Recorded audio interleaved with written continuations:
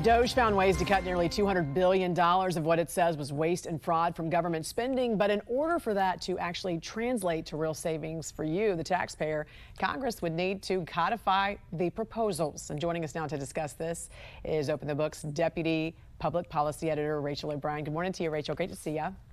Good morning, Jen. Thanks for having me. In a new report, Open the Books found a crucial flaw when it comes to federal transparency. What was that? Yeah, so standing in the way of achieving durable savings from DOGE is greater transparency for taxpayers and, of course, for Congress to do its own duty and codify the savings that DOGE found.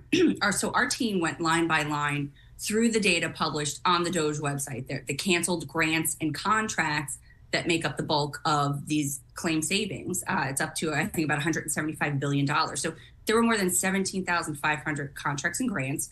And we found fewer than half of them could be confirmed with a simple review of public records. So we went line by line. We found that the average taxpayer could only easily verify 42% of contract savings claims and just 27% of grant savings claims made by DOGE. We compared them to public data on DOGE.gov and the Federal Procurement Data System. So DOGE has done an exceptional job in its capacity as an advisory group, but they're just that, an advisory group, as Elon Musk pointed out when he recently stepped back from his day-to-day engagement with DOGE. So to achieve those long-lasting savings, we need Congress to codify the savings and to improve the transparency. Yeah, clearly, transparency is going to be a big issue there. And lawmakers argue DOGE shouldn't be a temporary program or experiment, but really a model that's used to keep the government spending in check. So what long-term standards can be used to measure savings and DOGE success? Yeah, we identified two standards, the durable standard and the duty standard. Is Congress doing its duty as the primary spending authority? And is the cut durable, meaning is it law and is it likely to withstand a court challenge, right? We keep seeing all of these court challenges.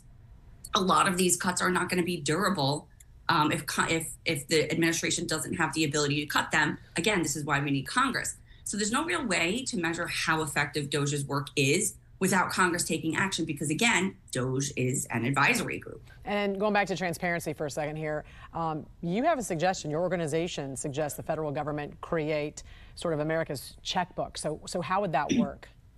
Yeah, it would give individual Americans the opportunity to access a version of the Treasury payment system in real time. We're calling it America's checkbook. You'd be able to see payments coming and going just as you can in your own bank account. You know, after all, it's our money. It's the taxpayers' money. So we do have spending.gov for federal government spending, but it's limited. Taxpayers are looking at what agencies did in previous fiscal quarters. So it's dated information. So we are flying blind when it comes to real-time recent spending. So DOGE employees, by contrast, they're working inside of the government. They have access to payment information through the Treasury that Joe taxpayer doesn't. So we, the people, should have read-only access to that. It's that simple. Yeah.